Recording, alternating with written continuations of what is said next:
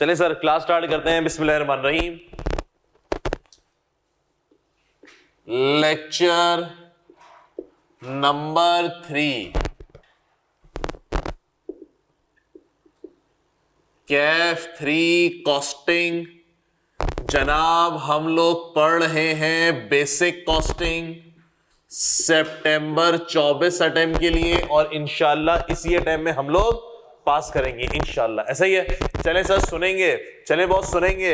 हमने क्या बोला, चले सर सुनेंगे। हम लोगों ने लास्ट क्लास में क्या डिस्कस किया था, जरा 2 मिनट के अंदर रिकैप कर लेते हैं। 2 मिनट के अंदर जरा रिकैप कर लेते हैं। हमने डिस्कस की थी जनाब cost and management accounting. Accounting के मैंने 3 डिपार्टमेंट क्रिएट करवा दिए थे। एक कौन सा वाला, फाइनेंशियल वाला, जिसका मकसद क्या था, डेबिट क्रेडिट मारते रहो, financial statement, income statement, balance sheet बनाते रहो, कैश फ्लो बनाते रहो। दूसरे डिपार्टमेंट का काम क्या था जनाब मैनेजमेंट अकाउंटिंग, जिसको इंफॉर्मेशन देनी है किसके लिए, जिसको काम करना है किसके लिए, मैनेजमेंट, ताकि मैनेजमेंट को डिसीजन मेकिंग करना आसान हो जाए। और एक और डिपार्टमेंट था मेरे पास कौन सा वाला, कॉस्टिंग डिपार्टमेंट, जिसका मकसद क्या था कॉस्ट पर यूनिट कैलकुलेट करना। ऐसा ही है। हमने बोला था नॉर्मली कंपनीज के अंदर एक ही डिपार्टमेंट होता है, cost and management accounting. Agreed. फिर हमने बोला जनाब ठीक है। फिर हमने लास्ट क्लास के अंदर क्या डिस्कस किया था, कॉस्ट क्लासिफिकेशन। कॉस्ट अकाउंटिंग वालों को ऑब्जेक्टिव क्या है, कॉस्ट अकाउंटिंग वालों का ऑब्जेक्टिव है कॉस्ट पर यूनिट कैलकुलेट करना, कि एक यूनिट बनाने पे कितनी कॉस्ट आ रही है।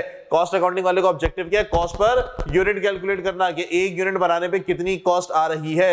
हमने बोला जनाब ये आपको कॉस्टिंग का डिपार्टमेंट कहां क्रिएट करना पड़ता है, बिजनेस की हमने बात की थी। हमने बोला जनाब एक होता है ट्रेडिंग सर्विस प्रोवाइडर और मैन्युफैक्चरिंग। ट्रेडिंग का काम होता है जस्ट बाइंग एंड सेलिंग, खरीदना और बेचना, दुकान वाला हिसाब। सर्विस प्रोवाइडर का काम क्या होता है, ना कोई चीज खरीदना बेचना बल्कि सर्विसेज प्रोवाइड करना, सर्विसेज प्रोवाइड करना। और थर्ड मेरे पास क्या था जनाब, मैन्युफैक्चरिंग। यहाँ पे प्रोडक्ट को आप खुद बना रहे हो, तैयार कर रहे हो, यहाँ पे आपकी 100% प्योर कॉस्टिंग अप्लाई होती है। फिर हमने बोला सर कॉस्टिंग का ऑब्जेक्टिव है कॉस्ट पर यूनिट कैलकुलेट करना। कॉस्ट क्या होती है, मेरे पास 5 हेड्स ऑफ अकाउंट्स हमने पढ़े थे, एसेट, लायबिलिटी, इक्विटी, रेवेन्यू और एक्सपेंस। एक्सपेंस मतलब कॉस्ट। तो हमने बोला सर कॉस्ट एक्सपेंस कहां पर आता है, इनकम स्टेटमेंट के अंदर। इनकम स्टेटमेंट में कहा, एडमिन में, सेलिंग डिस्ट्रीब्यूशन में, फाइनेंस कॉस्ट और कॉस्ट ऑफ गुड्स, और बोले तो मैन्युफैक्चरिंग कॉस्ट। हमने बोला सर कि कॉस्ट एडमिन कॉस्ट कौन सी होती है, office related. Selling and distribution कौन सी होती है, प्रोडक्ट को सेल करने से रिलेटेड कॉस्ट। एक होती है मेरे पास फाइनेंस कॉस्ट और चौथी मेरे पास मैन्युफैक्चरिंग कॉस्ट, गुड्स को खुद मैन्युफैक्चर करने के लिए, बनाने के लिए तैयार करने वाली कॉस्ट। गुड्स को खुद मैन्युफैक्चर करने के लिए, बनाने के लिए, तैयार करने की कॉस्ट, वो कॉस्ट कौन सी कहलाती है, मैन्युफैक्चरिंग कॉस्ट। गुड्स को मैन्युफैक्चर करने के लिए 3 चीजें लगती है मेरे भाई, कौन कौन सी, मटीरियल, लेबर और एक्सपेंस। मटीरियल 2 किस्म के, डायरेक्ट और इनडायरेक्ट। इनडायरेक्ट मटेरियल किसका पार्ट होता है, एक्सपेंस बोले तो कौन सा एक्सपेंस, इनडायरेक्ट एक्सपेंस बोले तो फैक्ट्री ओवरहेड। लेबर भी आपके 2 टाइप्स के, कौन कौन से, डायरेक्ट और इनडायरेक्ट। और इसी तरह एक्सपेंस भी आपके 2 टाइप के, कौन से मेरे दोस्त, डायरेक्ट और इनडायरेक्ट। क्या सबों को बातें क्लियर हुई। हमने बोला जनाब एक्सपेंस, डायरेक्ट एक्सपेंस कौन सा होता है, जो प्रोडक्शन पे डायरेक्टली अप्लाई हो रहा होता है, जैसे कि रॉयल्टी। रॉयल्टी जनाब एक प्रिंटिंग हाउस वाला है जो कि किताबें छाप रहा है, उसकी मैन्युफैक्चरिंग, उसकी किताब बनाने में जो कॉस्ट इंकर्ड होगी वो पेपर इंक लगेगा जो कि मटेरियल है। लेबर जो कि उस पर्चों को सेट करेंगे, बाइंडिंग में मदद करेंगे जो कि लेबर है। और फैक्ट्री का एक्सपेंस, बिजली का बिल, और किताब लिखने वाले को जो पैसे दिए जाएंगे उसको हम क्या बोलते हैं, रॉयल्टी बोले तो डायरेक्ट एक्सपेंस प्रोडक्ट के हिसाब से। एग्री करते हो भाई। लास्ट क्लास के अंदर हम लोगों ने ये पढ़ा था, जिसको रिकैप करके हम लोगों ने क्लियर भी कर लिया। चलो मेरे दोस्त, हम अब एक कॉन्सेप्ट डिस्कस करने वाले हैं जिसको हम बोलेंगे जनाब प्रोडक्शन प्रोसेस। फैक्ट्री के अंदर, कारखाने के अंदर प्रोडक्ट बनता कैसे है, माल तैयार कैसे होता है, सबसे पहले हम इसको डिस्कस करते हैं। चले सर सुनेंगे, सबसे पहले मेरे दोस्त सुनेंगे, अभी लिखने विखने का नहीं, सही है, पहले समझेंगे। सर कोई गुड्स इन्वेंटरी बनती कैसे है। फॉर एग्जांपल हम लोग जो है वो टेक्सटाइल है, टेक्सटाइल में क्या होता है, कपड़ा बनता है। किससे बनता है सर, रुई से, कॉटन से, सबको पता है, पूरी दुनिया को पता है। हमने बोला सर ये बनता कैसे कपड़ा, हमने बोला जनाब सबसे पहले आप मटीरियल को खरीदते हैं, मटेरियल को परचेस करेंगे, बोले तो कॉटन खरीदेंगे। ऐसा अगर तो गारमेंट फैक्ट्री जहां पे शर्टें सिल रही हैं, बोलो क्या खरीद रहे होंगे, फैब्रिक, कपड़ा खरीद रहे होंगे। जनाब इस मटेरियल को परचेस करके कहां रखा जाएगा, है जी, इस मटेरियल को परचेस करके कहां रखा जाएगा लड़के, इसको रखा जाएगा स्टोर के अंदर। स्टोर बोलो या फिर वेयरहाउस बोलो या गोडाउन बोलो, कोई भी नाम दे दो भाई, कोई भी नाम दे दो। यहां पे मटेरियल को रखा जाता है। जनाब जहां पे आप मटेरियल को रख रहे हो, क्या इसकी कोई कॉस्ट नहीं होगी, बिल्कुल होगी। सर क्या कॉस्ट होगी, जनाब मैंने बोला रेंट होगा। जाहिर सी बात है किराए की जगह होगी, अगर अपनी बिल्डिंग है तो उसका डेप्रिसिएशन होगा बिल्डिंग का, ठीक हो गया। और जनाब वहां का इलेक्ट्रिसिटी बिजली का बिल आएगा, वहां पे आपने कुछ स्टाफ को रखा होगा, उस स्टाफ की तनख्वाह आएगी, चौकीदार रखा होगा उसकी तनख्वाह आएगी, वो सारे खर्चे हमने बोला सर हम लोगों ने लास्ट क्लास के अंदर डिस्कस किया था बॉस कॉस्ट क्लासिफिकेशन। हमने लास्ट क्लास में डिस्कस की थी कॉस्ट क्लासिफिकेशन। जनाब कौन कौन सी कॉस्ट होती है मेरे पास कॉस्ट क्लासिफिकेशन के अंदर? 4, एक एडमिन, दूसरा सेलिंग एंड डिस्ट्रीब्यूशन, तीसरा फाइनेंस कॉस्ट और चौथा मैन्युफैक्चरिंग कॉस्ट, बोले तो कॉस्ट ऑफ सेल। बात मानते हैं जनाब। मैन्युफैक्चरिंग कॉस्ट के अंदर हम लोगों ने 4 कॉस्ट इफेक्टिवली निकाली थी, ऐसा ही है। कौन कौन सी दोस्त? हाँ, हमने बोला मटेरियल के 2 टुकड़े किए थे, इस 4 का ए बी सी और डी नाम दे दे। मटेरियल के 2 टुकड़े किए थे, डायरेक्ट और इनडायरेक्ट मटेरियल किसका पार्ट होता है? फैक्ट्री ओवरहेड को तो मैं वहां लिख दूंगा। इसी तरह लेबर के भी 2 टुकड़े किए थे मैंने, एक डायरेक्ट और एक इनडायरेक्ट किसका पार्ट होता है? फैक्ट्री ओवरहेड का। और सर तीसरी मेरे पास कौन सा खर्चा था? Direct expense. ऐसा आओ लड़के, आइए सर इधर, डायरेक्ट एक्सपेंस। चले बॉस, मैंने बोला सर ये जो मटेरियल लाके आपने स्टोर के अंदर रखा है, यस बॉस, तो जनाब इसका जो किराया है स्टोर का, बिजली का बिल है, स्टाफ की तनख्वाह और भी 36 किस्म के खर्चे होंगे। इस खर्चे को तुम कहां रिकॉर्ड करोगे? कहां? बोलो लगे, इस खर्चे को आप कहां रिकॉर्ड करेंगे? है भैया, ये मुझे एक बात बताओ, स्टोर क्यों बनाया गया? किसको फैसिलिटेट कर रहा है स्टोर? है जी, स्टोर का काम क्या है? क्यों बनाया गया स्टोर? ताकि प्रोडक्शन वालों को आसानी हो, प्रोडक्शन वालों को मटेरियल की जरूरत पड़ेगी तो सप्लायर के पास नहीं भागे, आपके पास ही आ जाए, स्टोर से निकाल के आप सब मटेरियल उनको प्रोडक्शन वालों को सप्लाई कर दो। ऐसा तो लड़के ये क्यों बनाया गया? किसको फैसिलिटेट करने के लिए? ताकि जो प्रोडक्शन वाले हों उनको मटेरियल की जरूरत पड़े वो सप्लायर के पास ना भागे, इंतजार ना करें, फटाफट जाएं और अपने स्टोर मटेरियल से ले लें। तो जनाब इसकी जो कॉस्ट है लड़के, इसकी जो कॉस्ट है वो कहां जाएगी? मैन्युफैक्चरिंग के अंदर। एग्री करते हो? और मैन्युफैक्चरिंग में भी कहां शॉर्टकट लिख रहा हूं, फैक्ट्री ओवरहेड। एग्री करते हो? शॉर्टकट लिखूंगा, फैक्ट्री ओवरहेड को FOH कहते हैं। फिट हो गई बात? Logic clear? आगे बढ़े। फिर हमने बोला सर ये जो स्टोर में मटेरियल लाके रखा, ये हमने थोड़ा थोड़ा करके इशू कर दिया कहां पे? प्रोडक्शन फ्लोर पे, यानी कि वो जगह जहां पे प्रोडक्ट बन रहा है। आपने फैब्रिक लाके रखा, कपड़ा लाके रखा, स्टोर में लाके रखा, अब आपने दे दिया प्रोडक्शन फ्लोर पे, कारखाने में, फैक्ट्री में, जहां पे सिलाई हो रही है, शर्टें सिल रही हैं, ये प्रोडक्शन फ्लोर है। एग्री करते हो? यानी कि अगर आपने लकड़ी वुड लाके रखी है तो ये वो जगह जहां पे कुर्सियां बन रही हैं, कुर्सियों के ऊपर काम हो रहा है, अलमारी बन रही है, कारखाना, फैक्ट्री। जी बॉस, इसकी कौन कौन सी कॉस्ट है दोस्त? इसकी कौन कौन सी कॉस्ट? सर इसका भी जाहिर सी बात है रेंट है, इसकी भी बिजली गैस वे 36 किस्म के खर्चे होंगे, इसका भी डेप्रिसिएशन का खर्चा आएगा जो प्लांट एंड मशीनरी है। ओके बॉस, हमने बोला सर इस सारी कॉस्ट को कहां लिखेंगे? एडमिन में, सेलिंग डिस्ट्रीब्यूशन में, फाइनेंस कॉस्ट पे, या मैन्युफैक्चरिंग? लड़के यहां पे हो क्या रहा है? यहां पे मैन्युफैक्चरिंग हो रही है, तो सर इस कॉस्ट को भी कहां लिखा जाएगा? मैन्युफैक्चरिंग कॉस्ट के अंदर। बात मानते हैं? इसके सारे खर्चों को सर मैन्युफैक्चरिंग में कहां? जनाब इसमें जो लेबर है वो लेबर के अंदर, जो कपड़े बैठ के सी रही होंगी वो कहां जाएंगे? डायरेक्ट लेबर के अंदर। बिजली का बिल आएगा, गैस का बिल आएगा, किराया शिराया, वो कहां जाएगा? फैक्ट्री ओवरहेड के अंदर। और जो कपड़ा इस्तेमाल हो रहा है वो किसके अंदर? डायरेक्ट। तो बोले तो सभी हो गया, यहां पे सभी हो गया। क्या सबों को बातें समझ आई? मैंने क्या बोला? सर कपड़े सिल गए, शर्टें सिल गई, आपने थैली में, डब्बे में पैक कर दिया, सर कहां भेजेंगे अब? है बॉस, आपने शर्टें सीधी डब्बे में पैक हो गई, इस्त्री हो गए, बिल्कुल तैयार, सर कहां भेजेंगे? हमने बोला बेचने के लिए तैयार है, दुकानों में बेचते हैं हम लोग, J.Dot वालों की दुकानें, दुकानों में भिजवा देंगे? सवाल है मेरे दोस्त, शर्टें सिल गई हैं, डब्बा तैयार, क्या दुकानों में भेज दें? हैं कि चलो सर अब दुकान में भेज दो। हमने बोला सर देखिए अगर जैसे जैसे माल तैयार होता रहेगा और डायरेक्ट आप दुकान में ले आके भेज देंगे ना तो दुकान में लोगों के चलने की जगह नहीं रहेगी, इतना स्टॉक पड़ा हुआ होगा। एग्री कर दो? सर क्या करें क्या करें? हमने बोला सर आप एक काम करें, आप इसको एक स्टोर में रख दें। स्टोर बोलो या फिर वेयरहाउस बोलो या फिर गोडाउन बोलो, सर यहां पे रख दे आप। क्यों? हमने बोला देखिए दुकान पे रख नहीं सकते, दुकान में चलने की जगह नहीं होगी, अजीब से नहीं होगा दुकान के अंदर आप घुसे और माल स्टॉक लगा हुआ है, चलने की जगह लोग छलांग के फैलांग के जा रहे हैं, अजीब सा हो जाएगा। हमने बोला सर आप एक काम करें, एक जगह लें और वहां पे ले जाके इसको रखें, यानी कि दुकान को जरूरत पड़ेगी ना फटाफट इसको बोलेंगे यार इस डिजाइन का इस कलर का कुर्ता लेकर आ जाओ, फौरन लेकर आ जाएगा।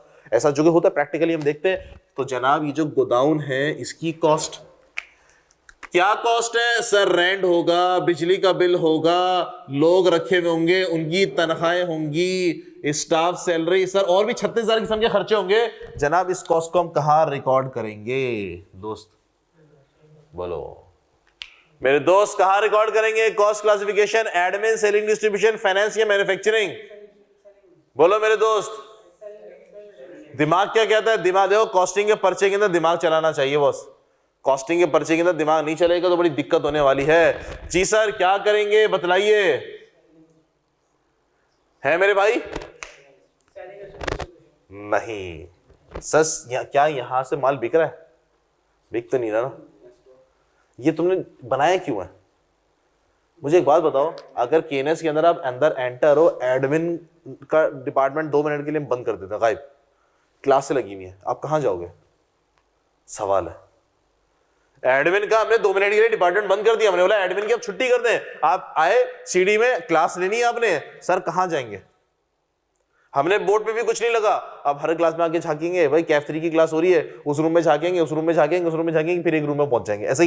ऐसा ही हम बोलेंगे हाँ कैफ3 क्लास हो रही है, आप आके बैठ जाओगे। इस तरह सारा बच्चा यहाँ पे आके बैठेगा तो यार अजीब मिसमैनेजमेंट नहीं हो जाएगी है, अजीब तरीका नहीं हो जाएगा। तो इसीलिए हमने एडमिन को बिठा दिया।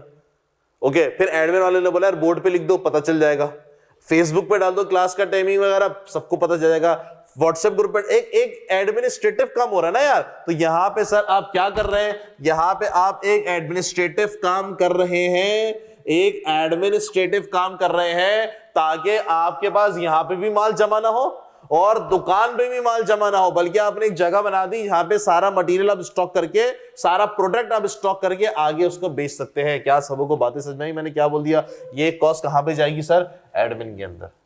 किसी को दिक्कत परेशानी नहीं है? उसके बाद यहां से मटेरियल निकल के कहां चला जाएगा मेरे दोस्त? उसके बाद यहां से मटेरियल निकल के कहां चला जाएगा? दुकान पे। बोले तो सेल्स आउटलेट पे। जनाब सेल्स आउटलेट दुकान का खर्चा, सर सेल्स आउटलेट दुकान का खर्चा बोले तो दुकान का किराया, दुकान का बिजली का बिल, दुकान के लोगों की तनख्वाह और 36 किस्म के खर्चे होते हैं, उसका एसी का डेप्रिसिएशन, अलग अलग पता नहीं 36,000 किस्म के खर्चे होते हैं। बॉस इन खर्चों को मैं कहां रिकॉर्ड करूं? यस बॉस, इनका मकसद क्या है जिंदगी का? इनका ये दुकान क्यों खोली है? सर गुड्स को बेचने के लिए। तो इससे रिलेटेड जितने खर्चे हैं उसको मैं कहां रिकॉर्ड करूंगा? सेलिंग एंड डिस्ट्रीब्यूशन में। क्या सबों को बातें समझ में आई? तो जनाब बताने का मकसद ये है कि जनाब आपकी जो मैन्युफैक्चरिंग कॉस्ट है वो कहां तक लगती है? जब तक गुड्स आपका तैयार ना हो जाए। जैसे ही गुड्स आपका बन गया, तैयार हो गया, अब मैन्युफैक्चरिंग कॉस्ट नहीं लगेगी। नाम से पता चल रहा है ना यार, मैन्युफैक्चरिंग का मतलब बनाने की कॉस्ट। यहां पे तो माल बन चुका था ना यार, मैन्युफैक्चरिंग तो नहीं हुई ना, मैन्युफैक्चर्ड तो हो चुका है ना बॉस। लॉजिक समझ में आई मैंने क्या बोला? तो जनाब मेरे पास मैन्युफैक्चरिंग कॉस्ट कहां से लगेगी? जनाब जहां से मटेरियल आपका पड़ा हुआ है, रखा हुआ है, और वहां से लेके कहां तक? मटेरियल प्रोडक्ट बनने तक जो भी कॉस्ट लगेगी उसको हम क्या बोलेंगे जनाब? Manufacturing cost. उसके बाद अब मैन्युफैक्चर हो चुका है, अब कोई मैन्युफैक्चरिंग कॉस्ट पे नहीं लगेगी। क्या सबों को बातें समझ में आई? पक्का क्लैरिटी आ गई है? चले बोस, ये मैंने आपको 2-3 मिनट, अब आप इसको कॉपी करें, फिर मैं एक और, ये छोटे छोटे कॉन्सेप्ट हैं, जब हम आगे जाएंगे ना ये सारे एक जगह पर आ जाएंगे। इसीलिए बेसिक की मैं क्लासें लगाता हूँ, 6 क्लासें। बेसिक की 6 क्लासों का मकसद ये होता है कि सारे कॉन्सेप्ट एक दफा पक्के हो जाए हमारे, और फिर हम कॉस्टिंग स्टार्ट करें। चले दोस्तों कॉपी करें, फिर हम आगे बढ़ते हैं। चले मेरे भाई आगे सुनेंगे, 2-3 बातें और हैं मेरे भाई। हमने बात की थी जनाब कि हमारे पास हमने बात की थी जनाब कि हमारे पास बिजनेस कितने टाइप के हैं बॉस, हमने बात की थी कि हमारे पास बिजनेस हैं 3 टाइप्स के, एक ट्रेडिंग वाला, एक सर्विस प्रोवाइडर वाला और एक दोस्त मैन्युफैक्चरिंग वाला। ऐसा ट्रेडिंग वाले का काम क्या होता है, जिस इन्वेंट्री को खरीदना और बेचना। मैं अब बात करने लगा हूं दोस्त इन्वेंट्री की। मेरे भाई इन्वेंट्री क्या चीज होती है, जिस चीज का कारोबार किया जाता है, जिस चीज की खरीदो फरोख्त की जाती है, ऐसा, या जिस चीज को बनाकर बेचा जाता है। लड़के ट्रेडिंग बिजनेस में आपके पास इन्वेंट्री एक ही किस्म की होती है, जिसको आप खरीदते हो और बेचते हो। बात मानते हो? इसको आप लोग समटाइम इन्वेंट्री भी कहते हैं, समटाइम आप इसको स्टॉक भी कहते हैं और समटाइम आप इसको मर्चेंटाइज इन्वेंट्री भी कहते हैं। ऐसा क्या?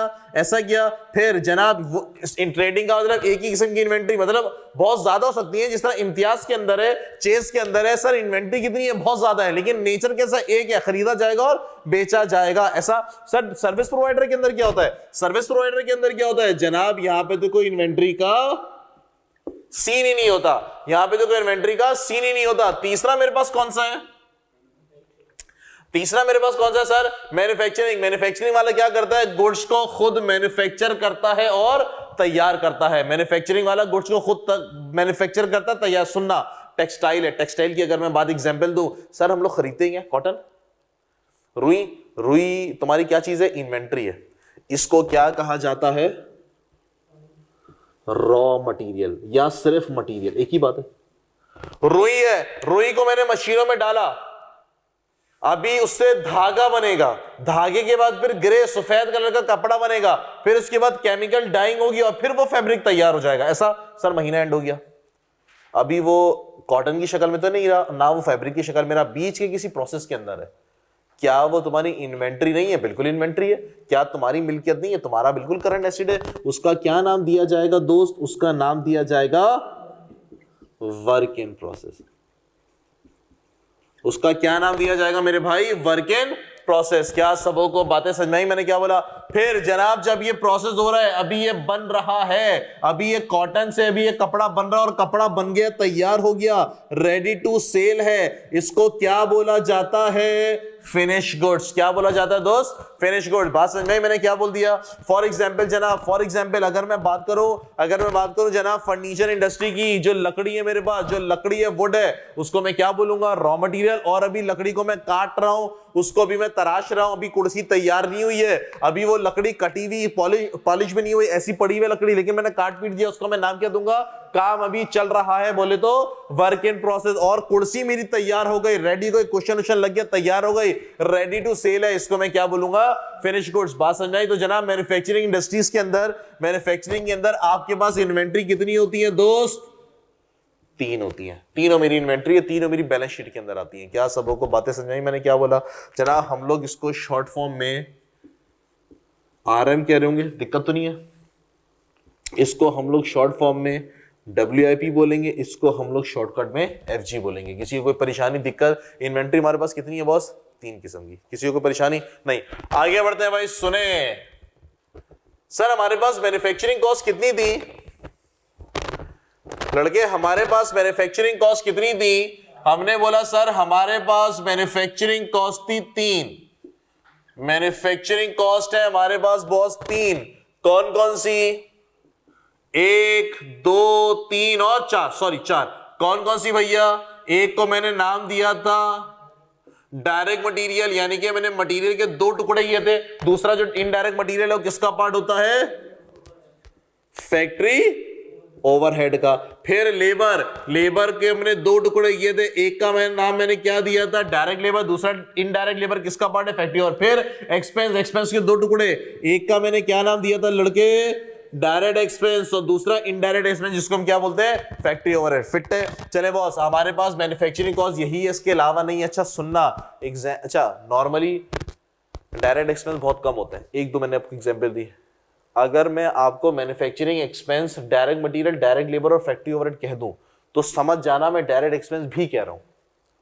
बाय डिफॉल्ट, क्योंकि एग्जाम में सवालों में भी ना डायरेक्ट एक्सपेंस इक्का दुक्का सवाल में नजर आया, लेकिन होता है कॉन्सेप्ट के अंदर है, लेकिन आपको दिखता नहीं है कहीं।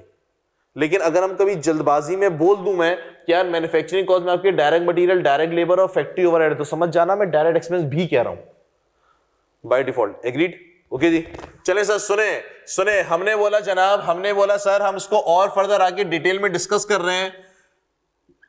एक कॉन्सेप्ट होता है हमारे पास प्राइम कॉस्ट और एक कॉन्सेप्ट होता है मेरे पास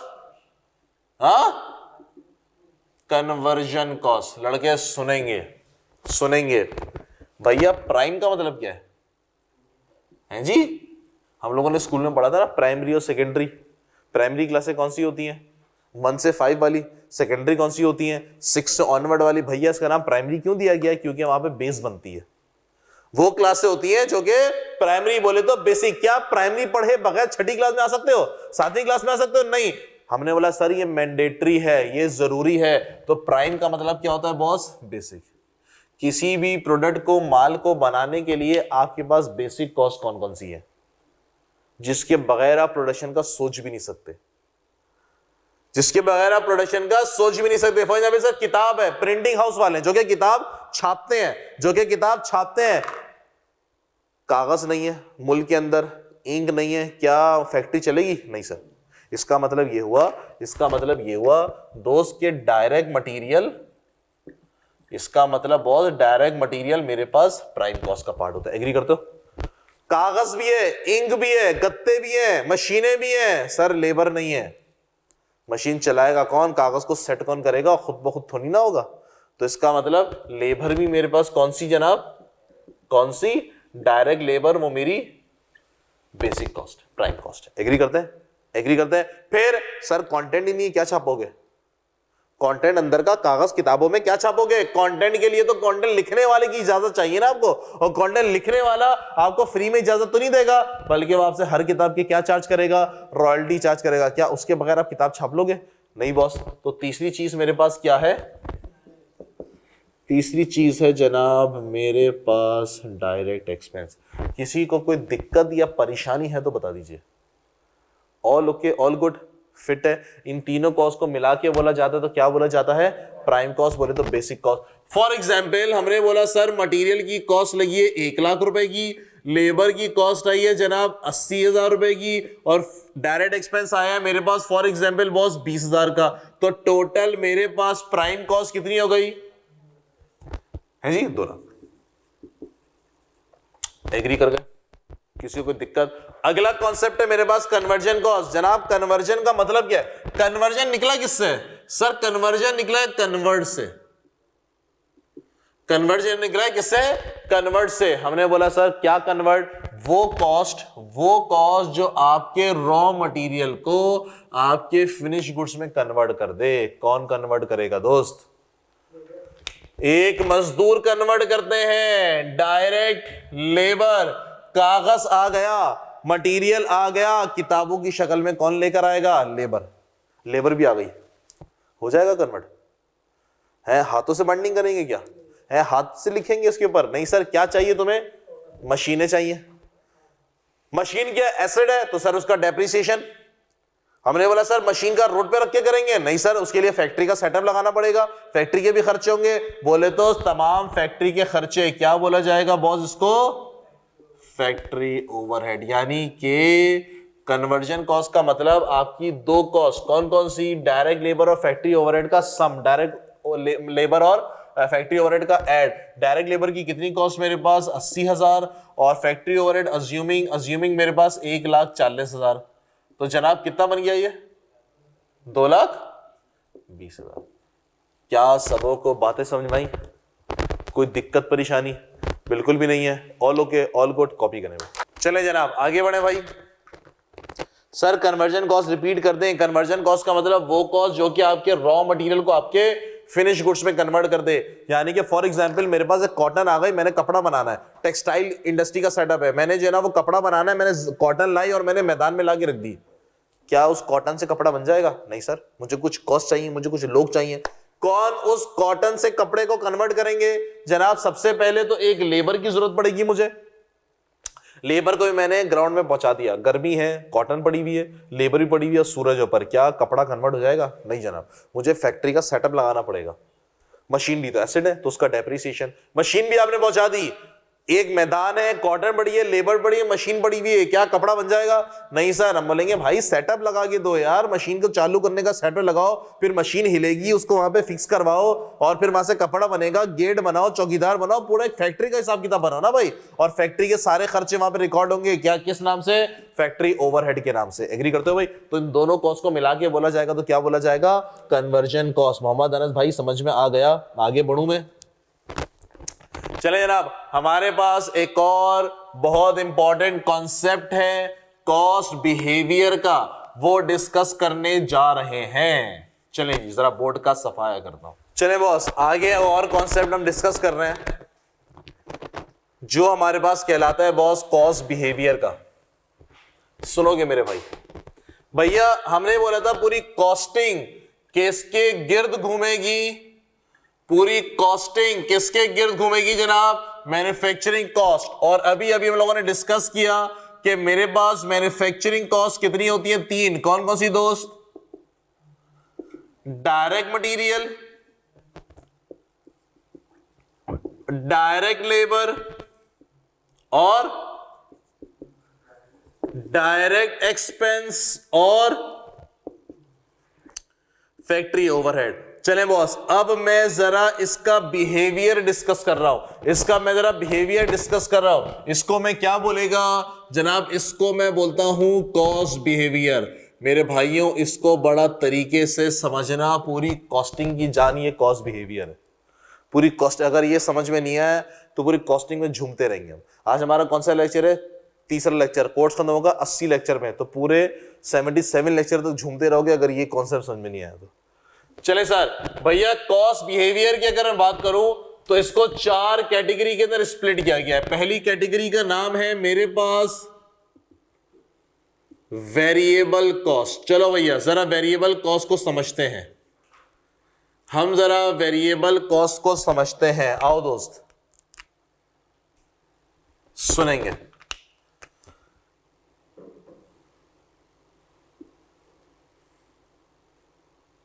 भैया वेरी का नाम क्या होता है? वेरी का मतलब चेंज। वेरी का मतलब चेंज। वेरिएबल कॉस्ट वो कॉस्ट जो कि प्रोडक्शन के साथ साथ चेंज होती रहे। तो भैया इसकी डेफिनेशन क्या बनी? इसकी डेफिनेशन बनी दोस्त, वेरिएबल कॉस्ट वो कॉस्ट जो कि प्रोडक्शन के साथ साथ चेंज होती रहे। कम यूनिट बनाए तो कम कॉस्ट, ज्यादा यूनिट बनाए तो ज्यादा कॉस्ट, और अगर मैं कोई यूनिट नहीं बनाएगा तो कोई कॉस्ट इंकर्ड नहीं होगी। ऐसे कॉस्ट को हम क्या बोलते हैं? Variable cost. जनाब जरा एग्जांपल से समझते हैं। हमने बोला दोस्त फॉर एग्जांपल हम डायरेक्ट मटेरियल की बात करते हैं। हम बात करते हैं सर डायरेक्ट मटेरियल की। सुनेंगे, हमने बोला जनाब कुर्सी है, एक कुर्सी बन रही है, फैक्ट्री है, फर्नीचर इंडस्ट्री है, वहां पे कुर्सियां बन रही हैं। जनाब एक कुर्सी बनाने के लिए बोले तो एक यूनिट बनाने के लिए लकड़ी कितनी चाहिए? 5 किलो। एक कुर्सी बनाने के लिए लकड़ी कितनी चाहिए? 5 किलो। और 1 किलो फॉर एग्जाम्पल लकड़ी जो है वो 10 रुपए की है। तो एक कुर्सी बनाने के लिए 5 केजी लकड़ी चाहिए, 1 केजी 10 रुपए की है। तो दोस्त एक यूनिट, एक कुर्सी बनाने के लिए मटेरियल की, वुड की कितनी कॉस्ट इंकर्ड हो रही है? 50 रुपए। ऐसा ही है, एक कुर्सी बनेगी तो कॉस्ट कितनी? मटेरियल की 50, 2 बनेंगी तो 100, 10 बनेंगी तो बताओ दोस्त 500, 100 बनेंगी तो बोलो 5000। ऐसा ही है। और अगर मैं कोई कुर्सी नहीं बनाऊं कितनी लकड़ियां खर्च करूंगा? कुछ भी नहीं। सुनना, कम यूनिट बना रहे तो कम कॉस्ट, ज्यादा यूनिट बना रहे तो ज्यादा कॉस्ट, और अगर मैं कोई यूनिट नहीं बना रहा तो कोई कॉस्ट कंज्यूम नहीं हो रही। ऐसी कॉस्ट को हम क्या बोलते हैं? Variable cost. वो कॉस्ट जो कि प्रोडक्शन के साथ साथ वेरी होती रहे, चेंज होती रहे। क्या सबों को कॉन्सेप्ट समझ में आया? पक्का? चले सर, तो इसकी डेफिनेशन में मैं क्या लिखेगा? मैं इसकी डेफिनेशन लिख रहा हूं sir total cost. Total cost के हिसाब से मैं लिखूंगा जनाब चेंज विथ प्रोडक्शन, यानी कि कम यूनिट बनाएंगे तो कम कॉस्ट, ज्यादा यूनिट बनाएंगे तो ज्यादा कॉस्ट, और अगर मैं कोई यूनिट नहीं बनाऊंगा तो कोई कॉस्ट इंकर्ड नहीं होगी। ऐसी कॉस्ट को हम क्या बोलेंगे जनाब? Variable cost. क्या सबों को बातें समझ में आ रही हैं? पक्का। आइए सर जरा हम पर यूनिट की बातें करते हैं, सर हम पर यूनिट की बातें करते हैं। मैंने बोला जनाब एक यूनिट बनाने में कितनी कॉस्ट इंकर्ड हो रही है एक यूनिट के लिए, तो पर यूनिट कितना 50। यहां पर आओ, 2 यूनिट में कितनी कॉस्ट लग रही है 100 रुपए की कॉस्ट लग रही है कितने यूनिट के लिए 2 यूनिट के लिए, तो पर यूनिट कितना 50। 500 की कॉस्ट लग रही है कितने यूनिट के लिए 10 यूनिट के लिए, तो पर यूनिट कितना 5000 की कॉस्ट लग रही है मेरे दोस्त कितने यूनिट के लिए, तो पर यूनिट के लिए कितना 50। क्या सबों को बातें समझ आ रही हैं? क्या सबों को बातें समझ में आ रही हैं? तो सर कम यूनिट बनाऊंगा तो कम कॉस्ट, ज्यादा यूनिट बनाऊंगा तो ज्यादा कॉस्ट। ये डेफिनेशन है टोटल के हिसाब से, लेकिन पर यूनिट के हिसाब से कॉस्ट एंड डिस्काउंट की मैं बातें नहीं कर रहा। डिस्काउंट को भी हटा दो साइड पे 2 मिनट के लिए।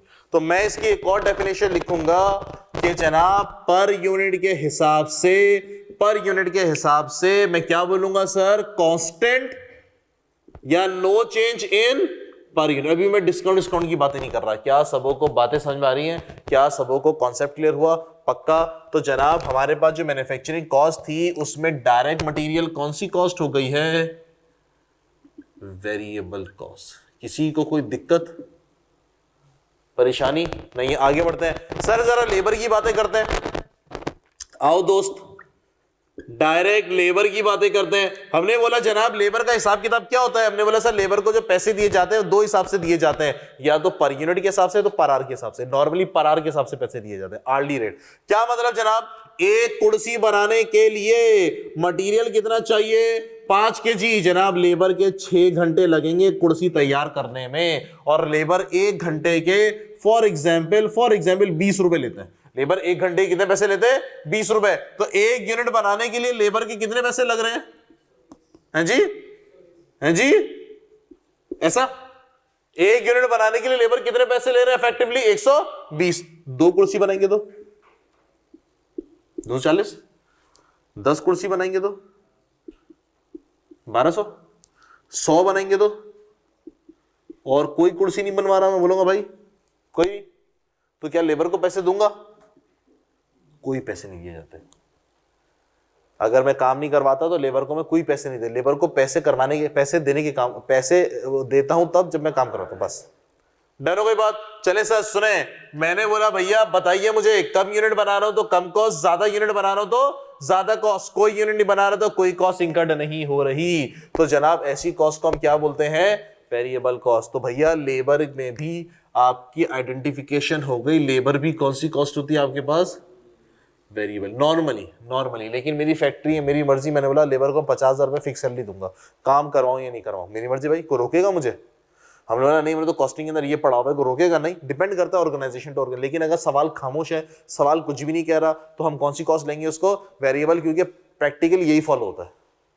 लेकिन अगर सवाल में बोल दे कि भाई मेरी कंपनी है, मेरी मर्जी, में लेबर को फिक्स सैलरी देता हूं 50,000, तो हम नोट लिख के नहीं आ जाएंगे सवाल गलत है, हम ये नहीं करेंगे भाई, मर्जी भाई उसकी फैक्ट्री है यार, वो जैसे ही पैसे दे। चले सर आगे, पर यूनिट का बताइए। हमने बोला जनाब 1 यूनिट बनाने पे कितनी कॉस्ट इंकर्ड हो रही है 120 1 यूनिट पे, तो पर यूनिट कितना, 2 यूनिट पे कितनी, तो पर यूनिट कितना,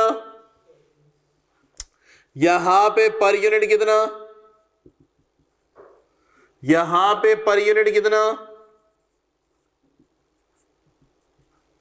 जी सर, पर यूनिट कैसा रहता है मेरे पास, कांस्टेंट। वही डेफिनेशन है, तो सर मैं यहां पे एग्जाम्पल लिखना चाहूं, मैं अगर यहां पे एग्जाम्पल लिखना चाहूं तो मैं यहां पे क्या लिख सकता हूं सर, मैं यहां पे लिख सकता हूं जनाब डायरेक्ट मटेरियल आपकी वेरिएबल कॉस्ट होती है, और डायरेक्ट लेबर आपकी वेरिएबल कॉस्ट होती है। क्या सबों को बातें समझ में आ रही हैं? कोई दिक्कत परेशानी? बिल्कुल भी नहीं। आगे बढ़े दोस्त, सुने, डायरेक्ट एक्सपेंस भी चलते हैं। खुद से बताओ, डायरेक्ट एक्सपेंस, रॉयल्टी की एग्जाम्पल, जो किताब की मैंने एग्जाम्पल दी थी, वेरिएबल के फिक्स, बताओ वेरिएबल के नहीं, हाँ के ना? जनाब मैंने किताब लिखी है, मैं जो किताब दूंगा, छापने का राइट जिसको मैं दूंगा, मैं छापने का राइट जिसको भी दूंगा, सर मैं क्या बोलूंगा कि जनाब देखिए किताब जो बिकेगी ना वो आपके प्रिंटिंग मटेरियल के हिसाब से नहीं बिकेगी, इसमें जो कंटेंट लिखा हुआ है उसके लिए बिकेगी, उसके लिए बिकेगी। तो जनाब आपकी एक किताब बिकेगी 50 रुपए मेरे, 2 बिकेगी तो 100, 3 बिकेंगी तो 150, कोई भी नहीं बिकी तो मुझे 1 रुपए भी नहीं दिए जाएंगे। ऐसा तो इसका मतलब है सर कि डायरेक्ट एक्सपेंस भी कौन सी कॉस्ट हो गई है मेरे पास? Variable cost. क्या सबों को बातें समझ में आ रही हैं?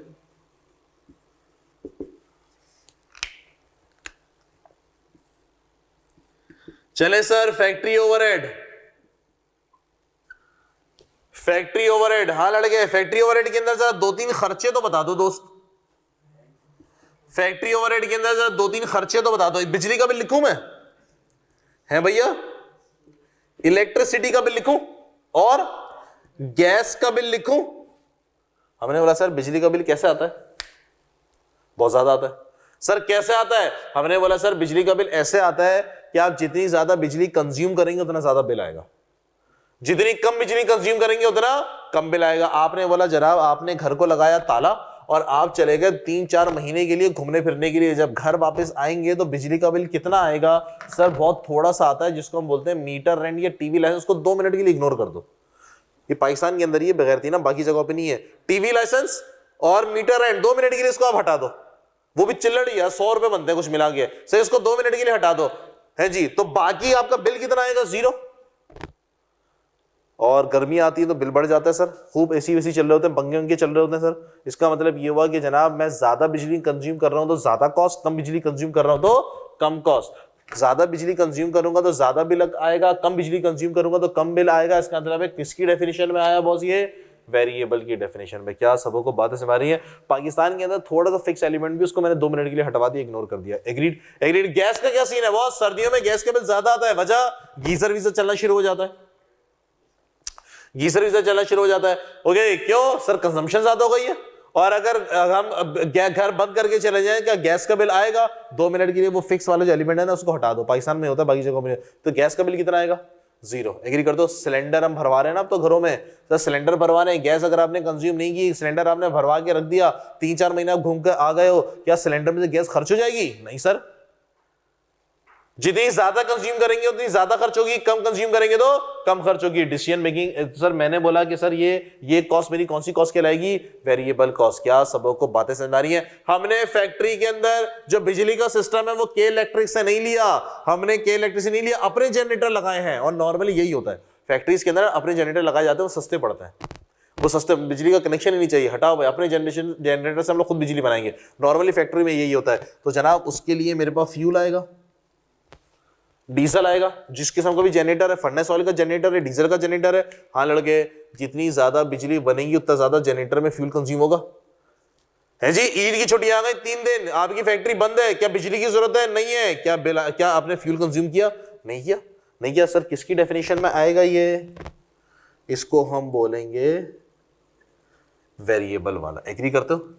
एग्री करते हो? तो इसका मतलब ये हुआ कि फैक्ट्री ओवरहेड की भी मैंने 2 टुकड़े कर दिए और यहां पे मैंने कौन सा वाला लिख दिया? Variable factory overhead. क्या किसी को कोई परेशानी दिक्कत?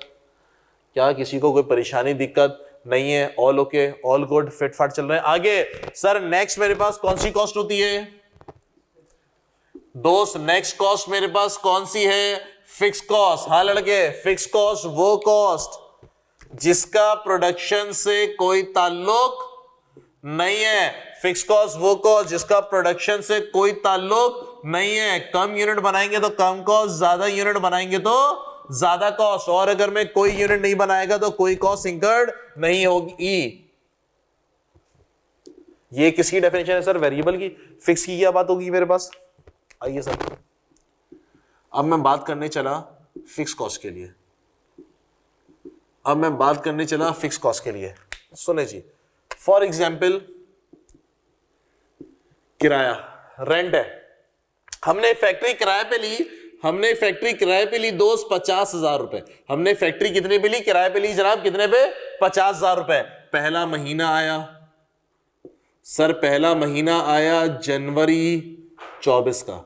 आपने कितने यूनिट बनाए? सर हमने 10,000 यूनिट्स बनाए। भैया रेंट कितना पे करोगे दोस्त? रेंट कितना पे करोगे? 50,000। दूसरा महीना आया फरवरी का, आपने 25,000 यूनिट बनाए दोस्त, रेंट कितना? 50,000। तीसरा महीना आया, आपने 50,000 यूनिट बना लिए, कितना रेंट पे करोगे? 50,000। अगला महीना कोई यूनिट नहीं बनाए, ऑर्डर ही नहीं आया, बस बुरे हालात आ गए, कितना रेंट पे करोगे? अगर मैं कम यूनिट बनाऊं या ज्यादा यूनिट बनाऊं, खर्चे पे, कॉस्ट पे कोई फर्क नहीं पड़ रहा। ये किसकी डेफिनेशन में होता है दोस्त? फिक्स्ड में। इसको बोलूंगा टोटल कॉस्ट के अंदर नो चेंज विथ प्रोडक्शन। बात समझ में? मैंने क्या बोल दिया? No change with production. लड़के पर यूनिट का बताइए दोस्त, पर यूनिट का बताइए। चेंज होगी सर कैसे? इसकी हम बात करते हैं। 50,000 का रेंट पे कर रहा हूं, कितने यूनिट्स के लिए? 10,000 के लिए, तो पर यूनिट कितना? 5। इधर आके बताओ सर, हमने बोला भैया 50,000 का रेंट पे कर रहे हो, कितने यूनिट्स के लिए? 25,000 के लिए, तो पर यूनिट कितना? 2 रुपए। इधर आके बताओ दोस्त, 50,000 का रेंट पे कर रहे हो, कितने यूनिट के लिए? 50,000 के लिए, तो पर यूनिट कितना? 1 रुपए। तो मैं इसको पर यूनिट में क्या बोलूंगा? Change in per unit. क्या सबों को बातें समझ में आ रही हैं? चले सर बताइए, फैक्ट्री ओवरहेड के अंदर कौन कौन से फिक्स खर्चे होते हैं? एक तो रेंट है, और फैक्ट्री की जो इंश्योरेंस है सर, आग वाग ना लग जाए, इसका प्रोडक्शन तो थोड़ी ना ताल्लुक होता है, आपने पूरी बिल्डिंग इंश्योरेंस करा ली है। और डेप्रिसिएशन। सर डेप्रिसिएशन की ना 3-4 मेथड होता है। स्ट्रेट लाइन, स्ट्रेट लाइन पहला। स्ट्रेट लाइन में क्या होता है? डेप्रिसिएशन का अमाउंट कैसा रहेगा सर? सेम। वेरिएबल के फिक्स है दोस्त, वेरिएबल के fix. Fix, agree agree sir, straight line बिल्कुल एग्री। रिड्यूसिंग बैलेंस मेथड में क्या होता है? पहले साल में अगर 10,000 है तो दूसरे साल में थोड़ा कम, फॉर एग्जांपल 9,000, फिर थोड़ा कम, फॉर एग्जांपल 8,900, ऐसा वेरिएबल के फिक्स। बताओ मेरे दोस्त, वेरिएबल के फिक्स सब लोग बताएं।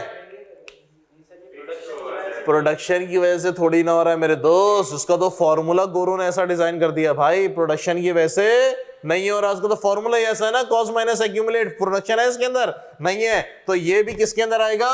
फिक्स के अंदर आएगा, रिड्यूसिंग बैलेंस मेथड। बात मानते हैं? और sir depreciation, machine hours method, unit output method है भाई। जहाज का जो इंजन होता है वो किस पे हिसाब पे फ्लाई करता है? सर जहाज के इंजन की जो लाइफ होती है ना, वो होता है कितने घंटे वो फ्लाई कर गया। आप 1 साल में 6 महीने में वो घंटे पूरे कर लो, डेप्रिशिएट हो जाएगा। आप 10 साल में थोड़ा थोड़ा जहाज को उड़ाओ तो 10 साल में डेप्रिशिएट होगा। वेरिएबल के फिक्स, वेरिएबल अब उसकी लाइफ से डिपेंड कर रहा है, उसके यूनिट आउटपुट के हिसाब से। तो डेप्रिसिएशन कौन सा वाला दोस्त?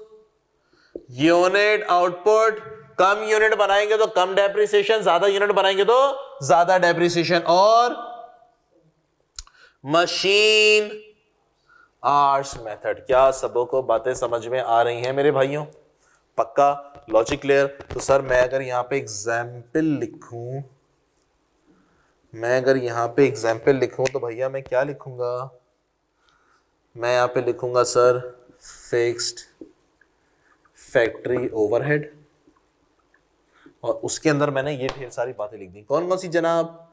रेंट मैंने लिख दी, मैंने इंश्योरेंस लिख दी, और जनाब मैंने डेप्रिसिएशन लिख दी। कौन कौन सी? Straight line and reducing balance method. क्या सबों को बातें समझ में आ रही हैं? All okay, all good? कोई दिक्कत परेशानी? दोनों क्लैरिटी हुई है? अगर नहीं हुई तो बाकी 77 लेक्चर तक परेशान रहोगे आप। All good? चले सर, थर्ड है मेरे पास बॉस, थर्ड है मेरे पास सेमी वेरिएबल कॉस्ट। जनाब सेमी वेरिएबल कॉस्ट का मतलब वो कॉस्ट, सेमी वेरिएबल कॉस्ट का मतलब वो कॉस्ट जिसके अंदर वेरिएबल कॉस्ट भी और फिक्स कॉस्ट भी। ये वो कॉस्ट होती है जिसमें वेरिएबल कॉस्ट भी पाई जाती है और फिक्स कॉस्ट भी पाई जाती है। ऐसी कॉस्ट को हम क्या बोलते हैं? Semi variable cost. For example यार, ये जो सेल्स टीम के बंदे होते हैं, जो सेल्स के लड़के होते हैं, इनकी तनख्वाह कैसे होती है? हम बोलते हैं सर आप सुबह 9 बजे आएंगे, 5 बजे जाएंगे, ये आपका डेस्क वर्क है, ये आपको करना है, आपको हम 60,000 रुपए देंगे। इसके अलावा आप जो जो यूनिट बेचते चले जाएंगे सर, आपको हजार रुपए मिलते चले जाएंगे। फिक्स तनख्वाह कितनी है? 60,000। बंदे ने 90,000 रुपए कमाए, तनख्वाही 90,000 रुपए। फिक्स कितनी? 60। वेरिएबल कितनी? 30। वो बेस्ड ऑन कमीशन है। इसकी तनख्वाह को मैं क्या बोलूंगा, वेरिएबल या fix? Semi variable cost. Pakistan में जो बिजली का बिल आता है जी, उसमें घर आप बंद करके चले जाओ, फिर भी थोड़ा सा बिल आएगा, जिसको हम क्या बोलते हैं, TV licence fees, bank charges fees और मीटर रेंट। बहुत चिल्लड़ है, 100-200 रुपए बनता है, लेकिन है तो है एज पर पाकिस्तान, दुनिया नहीं एज पर पाकिस्तान। तो पाकिस्तान के अंदर बिजली के बिल को क्या बोला जाएगा? Semi variable. लेकिन इंडस्ट्री के अंदर हम लोग वेरिएबल बोल रहे होते हैं, क्योंकि इंडस्ट्री के अंदर बिजली का बिल आता है लाखों में। वो बोलते हैं 200 रुपए का क्या हिसाब रखेगा, छोड़ दे, साइड कर भाई, वेरिएबल में डाल इसको। क्यों इतनी पंचायतों में पड़ा है? घरों का भी यही करते हैं ना भाई, हम घरों का भी तो सब किताब यही करते हैं। आपके घर पे घर का बिजली का बिल कम करने के लिए आप बिजली को कम कंज्यूम करेंगे, या बोलेंगे सर घर से टीवी निकाल दो तो मैं जाके टीवी लाइसेंस फीस हटवा देता हूं? क्या करोगे? यूनिट्स कम करेंगे ना यार। लॉजिक है ना यार, लॉजिक है। तो चले सर, हमने बोला बॉस, हमने बोला भैया सेमी वेरिएबल कॉस्ट वो कॉस्ट जिसके अंदर वेरिएबल भी और फिक्स भी, जैसे कि सेल्स, स्टाफ, सैलरी होती है। हाँ, ये मैन्युफैक्चरिंग कॉस्ट नहीं है डेफिनेटली, ये मेरे पास डिस्ट्रीब्यूशन है, लेकिन एग्जाम्पल के तौर पे लिख रहा हूं मैं। सेल्स, स्टाफ, सैलरी कैसी होती है बॉस की सैलरी? फिक्स सैलरी भी होती है और प्लस कमीशन भी होता है। क्या सबों को मेरे भाई बातें समझ में आ रही हैं? कोई दिक्कत, परेशानी, घबराहट नहीं है? चलो बॉस, लास्ट चले सर, लास्ट है मेरे पास boss step cost. Step cost को हम लोग स्टेप फिक्स्ड कॉस्ट भी कहते हैं। स्टेप कॉस्ट को हम लोग स्टेप फिक्स्ड कॉस्ट भी कहते हैं। मेरे भाई होता क्या है सुनिएगा, आखिरी चीज फिर खत्म। स्टेप कॉस्ट हमारे पास स्टेप कॉस्ट हमारी बेसिकली फिक्स कॉस्ट ही है, लेकिन एक सर्टेन लेवल ऑफ एक्टिविटी तक। मतलब डेफिनेशन क्या बनी इसकी डेफिनेशन बनी कांस्टेंट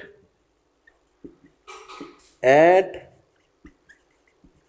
सर्टेन लेवल ऑफ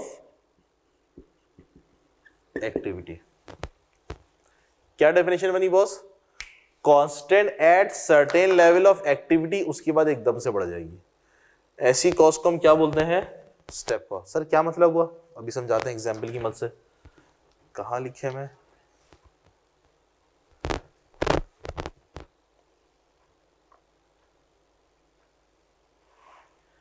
कहां लिखे इसको हम लोग?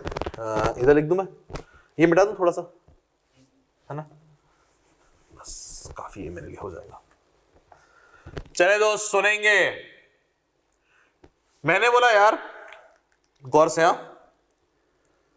मैंने एक फैक्ट्री ली रेंट पे, उसका किराया है 50,000 रुपए। फिक्स कॉस्ट पता है आप लोग, अभी भी पढ़ा हमने। चले सर, पहला महीना आया दोस्त, पहला महीना आया जनवरी के अंदर, आपने 10,000 यूनिट बनाए। रेंट कितना? बोलो भैया। 60,000 यूनिट बनाए। रेंट कितना? 2 लाख यूनिट बनाए। रेंट कितना? 10 लाख यूनिट बनाए। रेंट कितना? 1 करोड़ यूनिट बनाए। रेंट कितना? 10 अरब यूनिट बनाए। रेंट कितना? कैसे 50,000 भाई? इसका मतलब यार आपने जो जगह ली है किराए पे, उसकी कैपेसिटी होगी ना यार। चलो आपने तीन शिफ्टें लगा दी, 8-8 घंटे की, 8 या 24 ना। आपने बोला सही है, 3 शिफ्टें लगा दी, 8-8 घंटे की, 24 घंटे मशीनें चलेंगी। फिर भी यार अरबों खरबों टर्बो रुपए यूनिट तो नहीं बनेंगे ना। एक इसका मतलब ये हुआ कि दोस्त इसकी एक कैपेसिटी होगी ना, इसकी एक कैपेसिटी होगी कि मैक्सिमम आप कितने यूनिट बना सकते हैं।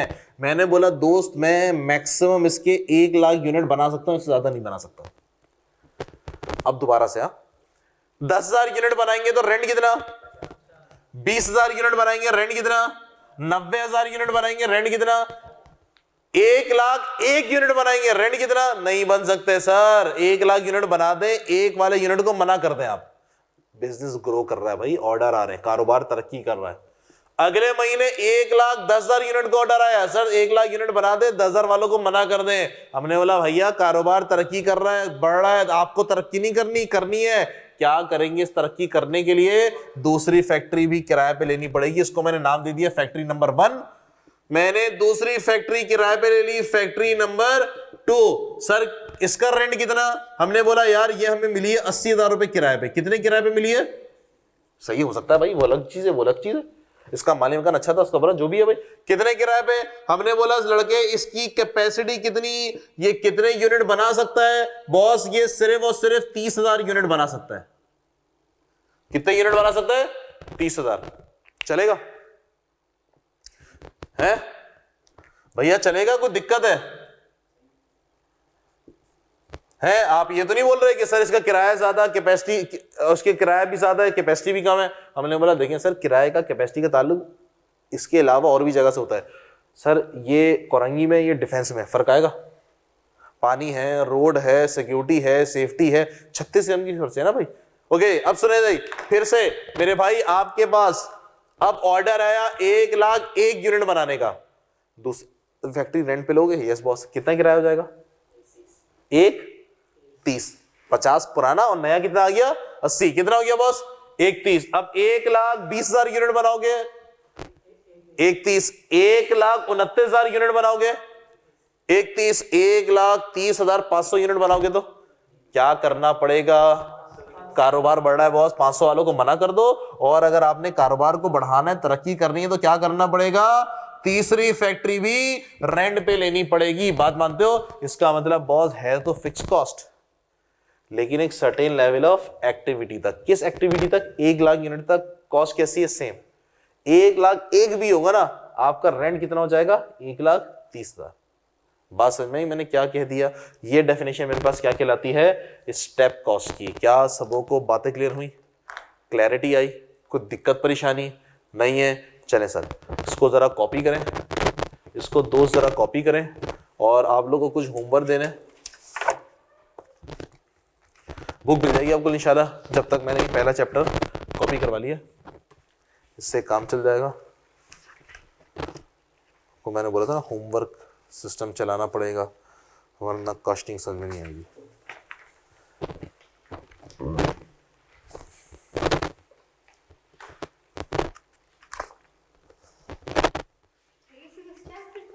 हाँ कम है उनके लिए।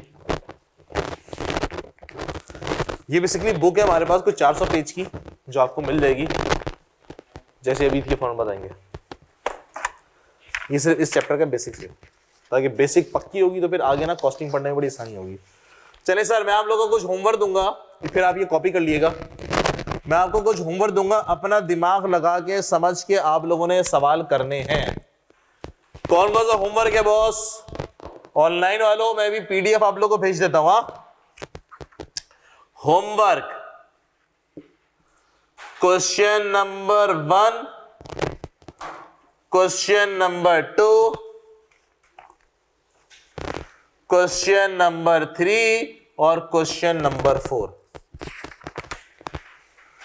बस मेरे भाई क्वेश्चन नंबर 1, 2, 3, 4 मेरे हिसाब से आपको 30 मिनट से ज्यादा नहीं लगने चाहिए। नहीं भाई कुछ भी नहीं है इसमें, एमसीक्यूज है, कुछ भी नहीं है। सिंपल एक छोटे मोटे वो दिए, एक अंडरस्टैंडिंग। हाँ बस 30 मिनट भी बहुत है। डन है मेरे भाई? चले सर मैं इसको व्हाट्सएप ग्रुप में डाल देता हूं ऑनलाइन वालों। सर लास्ट में ये बता दें कि सर्विस ओरिएंटेशन बिजनेस में सीएमए का डिपार्टमेंट क्यों नहीं होता? क्योंकि वहां पे प्रोडक्ट होता है, अगर कोई बहुत कॉम्प्लेक्स किस्म की सर्विस प्रोवाइडर होते हैं, वरना उसकी डिपार्टमेंट क्रिएट करने की जरूरत नहीं होती। कॉस्ट पर यूनिट निकालने के लिए आपको बार बार काम नहीं करना होता। कॉस्ट पर यूनिट निकालने के लिए आपको एक ही दफा काम करना होता है, और आपकी टोटल नॉर्मली सारी कॉस्ट आपकी फिक्स्ड होती है, divided by number of units कर लेते हैं। तो जिस तरह टेक्सटाइल होता है, टेक्सटाइल में हर शर्ट की हर क्वालिटी का, हर केमिकल जो उसमें लग रहा है, हर कॉटन लग रही है, सब चेंज होता है। तो उसमें बहुत ही बड़ा आपको कॉस्टिंग डिपार्टमेंट चाहिए। जी पीआई के डिपार्टमेंट में पीआई का डिपार्टमेंट है, उसमें सीएमए होगा क्या? पीआईए के डिपार्टमेंट के अंदर हमारे पास कॉस्टिंग का डिपार्टमेंट असूलन नहीं होना चाहिए। अगर होगा तो एक आध बंदा होगा बस, और ज्यादा नहीं होना चाहिए। असूलन सर्विस ओरिएंटेड ऑर्गेनाइजेशन है। पीआईए को तो नहीं एग्जाम्पल लो, तुम कतर एयरवेज लो, पीआईए के अंदर तो आपको पता है ना क्या हाल चाल है, वहां तो 100 बंदों का डिपार्टमेंट बना देंगे वो लोग तो कॉस्टिंग का। आप कतर एयरवेज को देखें या आप वो देखें एमिरेट्स देखें, ये दो बड़ी कंपनीज है ना, दो बड़ी एयरलाइंस है, उधर देखें ना जहां पे एफिशिएंसी है, वहां तो 100 बंदों का कॉस्टिंग बना देंगे, वहां उनको क्या जा रहा है। चले सर, डन, ओके मेरे भाइयों, इसको अब आप लोग कॉपी करें, होमवर्क मैंने आपको दिया है। फिर इंशाल्लाह आपसे नेक्स्ट क्लास में मुलाकात होगी। अल्लाह हाफिज।